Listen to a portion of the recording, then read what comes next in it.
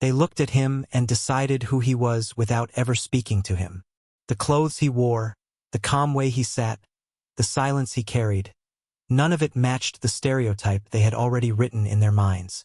In that moment, appearance became evidence, and assumption became verdict. This is how judgment works when it is rushed and rooted in bias. People believe status must look a certain way, sound a certain way, sit in a certain posture, and when it doesn't, they feel entitled to question it. On that flight, the mocking didn't come from authority or facts, it came from comfort, the comfort of believing one's own social position is higher by default. Public spaces amplify private prejudice. A smirk becomes a laugh, a whisper becomes a comment, and suddenly one person's bias feels justified because no one stops it. The white passenger didn't mock the black man because he knew something. He mocked him because he assumed everyone else knew the same false story. That is how humiliation is born, not from truth but from shared ignorance. When people judge status by appearance, they rely on shallow signals instead of substance, and those signals are often shaped by race, class, and outdated narratives that society has never fully dismantled. The danger lies in how confident people become in these assumptions. Confidence without knowledge is louder than humility with facts. The mocking passenger felt safe because he believed power was on his side, that the social hierarchy he imagined would protect him from being wrong. He believed that if someone didn't look important, then they couldn't be important. This belief has embarrassed countless people across history, because real power rarely advertises itself. True authority doesn't demand validation from strangers, and real success doesn't require permission to exist in a space. Judging status by appearance also reveals more about the judge than the judged. It exposes insecurity, fear of losing relevance, and the need to feel superior in public. When someone mocks another openly, it is often a performance, an attempt to signal dominance to those watching. But dominance built on appearance is fragile. Collapses the moment facts enter the room. That is why such moments feel so uncomfortable when the truth is revealed, because the audience realizes they participated in silence, and the mocker realizes they misread the entire situation. There is also a deeper cost to these judgments. They teach people that dignity is conditional, that respect must be earned through visual proof rather than inherent humanity. When a person is forced to silently endure mockery because others don't believe they belong, it creates an invisible weight. Yet, in many cases, that silence is not weakness. It is restraint. It is the confidence of someone who knows that correcting ignorance doesn't always require immediate confrontation. Sometimes the most powerful response is patience, allowing arrogance to overextend itself until it collapses under its own certainty. The irony is that those who judge by appearance often believe they are perceptive. They think they can read people quickly, that experience has trained their instincts. But instinct shaped by bias is not wisdom. Wisdom pauses. Wisdom questions itself. On that flight, no one paused. No one asked why the man was calm, why he didn't react, why he carried himself with quiet assurance. They mistook silence for submission and humility for insignificance, a mistake that history repeats again and again. When truth finally emerges in such situations, the humiliation reverses direction. The one who mocked becomes exposed, not because someone attacked them, but because reality did. This reversal is so powerful because it strips away excuses. There is no argument left, no defense, only the uncomfortable realization that judgment was made too early and respect was withheld too easily. In that moment, the audience learns that status is not always visible, and that dignity does not need visual confirmation to be real. Judging status by appearance is a shortcut that leads straight to regret. It encourages people to speak when they should listen, to laugh when they should reflect, and to assume when they should ask. Every time someone chooses appearance over understanding, they risk becoming the lesson in someone else's story, not because they were cruel, but because they were careless, and carelessness in judgment has a way of exposing itself at the worst possible moment. Mockery rarely announces itself as racism. It disguises itself as humor, sarcasm, or casual commentary, making it easier to deny and harder to confront. On that flight, the laughter didn't sound aggressive, and the words weren't shouted, but the intent was sharp enough to cut. Casual mockery creates a safe mask for prejudice, allowing people to express deeply rooted bias while pretending it's harmless. When someone laughs at another person's presence, questions their right to sit where they are, or turns them into a joke, it sends a clear message of exclusion without ever using explicit slurs. This form of behavior survives because it is socially tolerated. People often excuse it by saying it was just a joke or not that serious. But mockery gains power precisely because of this dismissal. When prejudice hides behind laughter, it invites others to participate without feeling accountable. Silence from bystanders becomes approval, and approval turns individual bias into collective behavior. In moments like these, racism doesn't need loud voices. It thrives on nods, smirks, and the absence of resistance. Casual mockery also allows the person delivering it to maintain plausible innocence. If challenged, they can retreat behind humor, claiming they meant no harm. This retreat is strategic. It protects their self-image while leaving the target to carry the emotional weight. The person being mocked is forced into a difficult position. Respond and risk being labeled aggressive, or remain silent and absorb the insult. This double bind is one of the most effective tools of subtle racism, because it places all the consequences on the victim while shielding the offender. What makes this behavior particularly dangerous is how normalized it has become. Movies, social media, and everyday conversations often reinforce stereotypes through jokes, teaching people that ridicule is acceptable as long as it's entertaining. Over time, these patterns train society to laugh first and question later. The white passenger's mockery did not come from nowhere. It was learned, reinforced, and validated by a culture that rewards humor even when it dehumanizes. When mockery becomes routine, empathy becomes optional. There is also a power imbalance embedded in casual mockery. The person doing the mocking usually feels protected by numbers, status, or assumed authority. On the flight, the mocker believed the environment favored him, that his race and perceived social position placed him above scrutiny. This belief emboldens behavior that might not occur in private. Racism often reveals itself most clearly when people feel safe enough to expose it, even if only through jokes. The impact of such mockery extends beyond the moment. It teaches observers what is acceptable and who is allowed to be questioned. When no one intervenes, it reinforces the idea that certain people must constantly prove they belong. For those watching who share the same background as the target, it sends a warning. Visibility comes with risk, and silence may be the price of peace. This unspoken lesson lingers long after the laughter fades. Yet, casual mockery carries a hidden flaw. It assumes ignorance will last forever. It relies on the belief that the truth will never surface, that the person being mocked has nothing that could challenge the narrative. When that assumption is wrong, the fallout is immediate and unforgiving. The joke collapses, the laughter dries up, and the mocker is left exposed, not as funny, but as foolish. In that instant, the room reinterprets everything that happened before. Racism hiding behind mockery depends on speed and surface impressions. Cannot survive depth, facts, or context. Once the truth begins to unfold, every laugh echoes differently, every smile feels misplaced, and every silent observer becomes aware of their role. What once felt like harmless humor transforms into evidence of bias. The moment demands reflection, not because someone was loudly hateful, but because they were quietly cruel, and quiet cruelty has a way of revealing itself when reality refuses to stay hidden. Power often goes unnoticed because people expect it to behave loudly.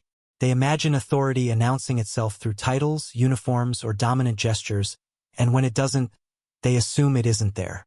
On that flight, the black man's calm presence was misread as insignificance because it didn't fit the noisy stereotype people associate with influence. Real power, however, rarely needs to demand attention. It sits comfortably in restraint, in awareness, and in the ability to let others reveal themselves without interruption. Those who possess true power understand timing. They know that reacting immediately to disrespect can dilute the impact of the truth. Silence, in such moments, is not surrender. It is observation. While the mocking continued, the man absorbed the room, the tone, the assumptions being made, and the confidence with which ignorance was displayed. This awareness is a form of control. It allows someone to choose when and how to respond, rather than being pulled into someone else's emotional chaos. There is a difference between being quiet and being powerless, but many confuse the two. Society often equates volume with authority, mistaking loud voices for leadership and aggressive behavior for dominance. This misunderstanding gives people false confidence, encouraging them to challenge or belittle those who appear reserved. The mocker on the flight felt emboldened precisely because the man did not react. He interpreted composure as weakness, not realizing that composure often signals self-assurance rooted in experience. Power that doesn't announce itself also avoids unnecessary conflict. It doesn't need to prove anything to strangers, especially those operating on assumptions. Instead of correcting every insult, it waits for moments where truth carries more weight than emotion. When the time is right, a single revelation can dismantle hours of arrogance. This approach is unsettling for those who rely on intimidation or ridicule because it removes their ability to control the narrative. The calm response also shifts the burden of behavior. When one person remains composed while another mocks openly, the contrast becomes clear to anyone paying attention. Over time, the mocker's behavior begins to look excessive, insecure, and desperate for validation. The quiet individual, on the other hand, appears grounded and unshaken. This silent comparison begins to influence the room even before any facts are revealed. People sense imbalance, though they may not yet understand why. True power is often rooted in self-knowledge. Someone who knows who they are does not need external affirmation. They don't rush to defend their identity because it is not threatened by ignorance. This internal stability allows them to withstand moments of disrespect without internalizing them. The man on the flight didn't need to argue his worth because his worth was not under debate within himself. The only people questioning it were those projecting their own limitations. When power finally reveals itself, it does so without aggression. It doesn't raise its voice or demand apologies. It simply states reality, and reality does the work. This kind of revelation is deeply unsettling because it exposes how wrong the assumptions were from the beginning. The louder someone's confidence was before, the quieter it becomes afterward. In contrast, the one who remained silent doesn't need to change their posture or tone, because they were already aligned with the truth. The idea that power must announce itself is comforting to those who fear being wrong. It allows them to believe that if someone were truly important, they would make it obvious. This belief protects fragile egos from the discomfort of misjudgment. But moments like the one on that flight challenge this illusion. They remind everyone present that authority can walk in unnoticed, sit quietly, and observe, waiting patiently for ignorance to exhaust itself. When people learn that power doesn't need to speak loudly, it forces a reevaluation of how respect is given. It reveals that respect should not be based on performance or appearance, but on humanity and humility. Those who understand this lesson early move through the world with caution and curiosity rather than arrogance. Those who don't often learn it publicly, in moments where silence turns out to be strength, and the truth arrives without warning, silence is often misunderstood as agreement, weakness, or fear, especially in moments of public disrespect. When someone is mocked and chooses not to respond immediately, observers rush to fill that quiet with their own assumptions. On that flight, the lack of reaction was taken as confirmation that the mockery was justified. People assumed that if the black man had power, status, or confidence, he would have spoken up. What they failed to recognize was that silence can be intentional, measured, and deeply strategic. Strategic silence creates space. It allows the situation to unfold without interference, revealing the true character of those involved. When someone continues mocking in the absence of resistance, they often escalate, believing they are winning. Each additional comment, each laugh, becomes evidence of their insecurity and lack of self-control. The silent individual, meanwhile, remains centered, collecting information rather than emotions. This imbalance quietly shifts the moral weight of the interaction. There is strength in choosing not to react when reaction is expected. Reacting immediately often gives control to the person provoking the response. It traps the target in a defensive position, forcing them to justify their existence or worth. Silence refuses that trap. It denies the mocker the satisfaction of engagement and removes the spotlight they seek. In this way, silence becomes a form of resistance, one that does not rely on confrontation but on composure. Strategic silence also protects dignity. Public arguments can blur facts and elevate emotions, making it easier for the truth to be dismissed. By remaining silent, a person preserves clarity and avoids being dragged into a narrative shaped by prejudice. The man on the flight did not need to explain himself in the middle of mockery. He understood that explanation given under pressure often sounds like pleading, and power never pleads. This approach requires confidence and patience. Silence is uncomfortable, both for the one holding it and for those witnessing it. Humans are conditioned to fill quiet moments, to resolve tension quickly. When someone resists that urge, it disrupts expectations.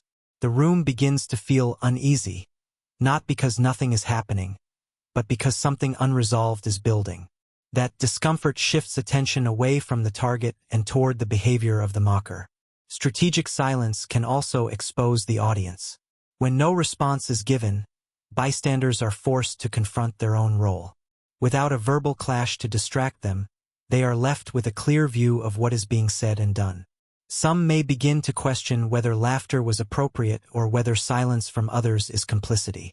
In this way, silence invites reflection without directly demanding it. This form of restraint is often learned through experience. People who have faced repeated disrespect understand that not every battle needs to be fought with words. They recognize patterns, predict outcomes, and choose the moment when their response will carry the most weight. The man on the flight likely understood that the truth, once revealed, would speak louder than any immediate rebuttal. His silence was not passive. It was calculated. When the truth finally enters a silent space, its impact is magnified. There are no competing voices, no heated exchanges to muddy the message. The contrast between earlier mockery and present reality becomes undeniable.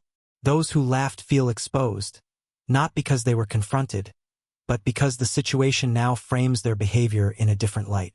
Silence sets the stage for this reversal by allowing arrogance to fully display itself. Silence as strategy challenges the belief that strength must be loud and immediate. It reframes power as the ability to choose response rather than being controlled by provocation. In moments of injustice, this kind of silence is not submission. It is discipline. It requires trust in truth, patience in timing, and confidence that reality does not need shouting to be heard. Truth has a unique ability to rearrange power in an instant. Before it appears, assumptions dominate the room, shaping who is respected and who is dismissed. On that flight, authority seemed to belong to those who spoke the loudest and laughed the hardest. The mockery created a temporary hierarchy, one built on perception rather than reality. But hierarchies based on illusion are fragile. The moment truth enters, they collapse without resistance. What makes truth so powerful is that it does not argue. It doesn't negotiate or explain itself. It simply exists, and its presence forces a recalculation of everything that came before. When the black man's real identity became known, every assumption instantly lost value. The laughter that once felt confident became awkward, and the certainty that fueled mockery evaporated. No one needed to be corrected verbally. The truth corrected everyone at once. Authority shifts fastest when people realize they were wrong publicly. Private mistakes can be hidden or rationalized, but public misjudgment leaves no escape. In that moment, the mocker lost control not because someone took it from him, but because it was never truly his to begin with. He had borrowed it from the audience's ignorance, and once that ignorance disappeared, so did his power. Truth also redefines silence. What was once seen as passivity is reinterpreted as composure. The man's restraint suddenly looked intentional, even wise. His calm demeanor no longer suggested weakness but confidence rooted in self-awareness. The room's perception flipped, and with it the balance of respect. Those who had ignored him now paid attention, not because he demanded it but because truth demanded it on his behalf. This shift exposes how unstable social power can be when it relies on assumptions. People often believe authority is fixed, tied to race, wealth, or loudness. But truth reveals that much of what we call power is conditional, dependent on what others believe rather than what is real. When belief changes, power migrates instantly, leaving those who relied on perception scrambling for footing. The speed of this transformation is what makes it so unsettling. There is no gradual adjustment, no time to save face. One moment someone feels superior, the next they feel exposed. Truth removes the buffer that arrogance depends on. It forces people to confront not only the facts, but their behavior in the absence of those facts. The memory of laughter lingers, now recontextualized as cruelty rather than confidence. Truth also empowers without aggression. The man did not need to raise his voice or assert dominance.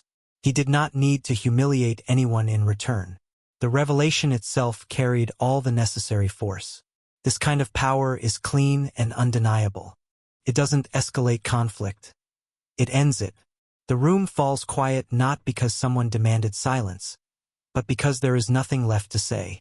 In moments like these, respect is recalibrated. People realize how easily they gave it to the wrong person and how casually they withheld it from the right one. This realization is uncomfortable, but it is also instructive. It teaches that authority should be approached with humility, not assumed through appearance or behavior. Those who learn this lesson move forward more cautiously, aware of how quickly the ground can shift beneath them. Truth's ability to instantly shift authority is why it is feared by those who thrive on deception or prejudice. It cannot be controlled, delayed, or softened once revealed.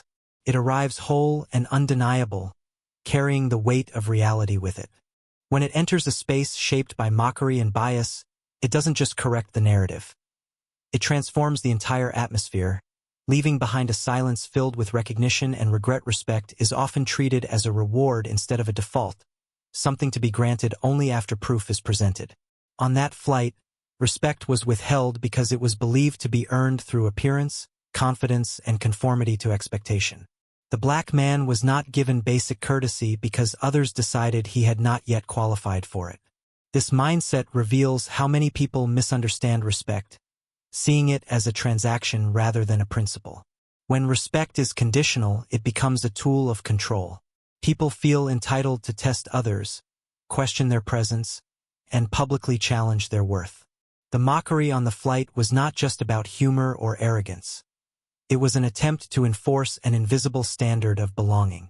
The message was clear: prove yourself or be diminished. This demand places an unfair burden on those who are already navigating biased spaces, forcing them to constantly validate their existence. The speed at which arrogance collapses when exposed is directly tied to how fragile it is. Arrogance relies on assumptions being unchallenged and on the belief that no correction is coming. The mocker felt secure because he believed the social order was fixed in his favor. That sense of security encouraged boldness, laughter, and dismissal. But arrogance has no defense against facts. When the truth surfaced, it didn't argue with arrogance. It erased it. Exposure is what makes the lesson so powerful. When arrogance is corrected privately, it can be ignored or minimized. When it is corrected publicly, it becomes unforgettable. The mocker's confidence vanished not because someone attacked him, but because reality revealed how misplaced his certainty was. The audience, once passive, became aware of the imbalance they had witnessed and, in some cases, silently endorsed. Respect learned through exposure is harsh but effective. It forces people to confront their own behavior without excuses. There is no room to reframe the situation when everyone has seen the same reversal. The laughter that once bonded the mocker to the room now isolates him. The man who was dismissed becomes the standard against which behavior is judged, not because he demanded it, but because the truth positioned him there. This kind of lesson lingers. People may forget the details of the flight, but they remember the feeling of being wrong in public. That memory influences future behavior more than lectures ever could. Teaches caution not out of fear, but out of awareness. It reminds people that they do not have enough information to judge someone's worth at a glance and that acting on such judgments carries risk. Respect that comes after exposure is different from respect freely given. It is quieter, more restrained, and often mixed with discomfort. Those who once mocked may now avoid eye contact, not out of humility, but out of embarrassment. Yet even this discomfort serves a purpose. It reinforces the lesson that arrogance is costly and that assumptions are dangerous in shared spaces. The man at the center of the moment did not need to claim victory. His role was complete the moment truth was revealed. The shift in energy, the sudden restraint in others, and the recalibration of how he was perceived spoke for themselves. Respect arrived not because it was requested, but because it was unavoidable. This form of respect carries more weight than any forced apology or public confrontation. When arrogance is exposed, it teaches everyone watching that respect should not be rationed based on bias. It should be offered freely and withdrawn only when behavior demands it. Those who learn this lesson early move through life with humility and curiosity. Those who don't often find themselves learning it the hard way, in moments where confidence turns into silence and superiority dissolves under the weight of undeniable truth.